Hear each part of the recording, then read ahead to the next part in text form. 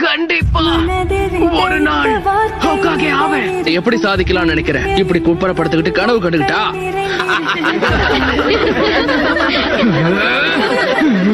அது அந்த பையன் தானே கூட்டத்திலே தோத்து போன ஒரே ஆளு. இந்த இடத்துக்கு வர்றதுக்கு நான் ரொம்ப கஷ்டப்பட்டிருக்கேன். எவ்வளவு பயிற்சி பண்ணிருக்கேன் தெரியுமா? பலசாலி ஆகணுங்கிற ஒரே குறிக்கோளோட தனியாக இருந்து பயிற்சிக்கு எடுத்திருக்கேன். என் கனவு நினைவாகணும். அப்படி நடக்கிற வரைக்கும் முயற்சியை கைவிட மாட்டேன். யாருடைய தயவுலையும் வாழ்றது எனக்கு பிடிக்காது.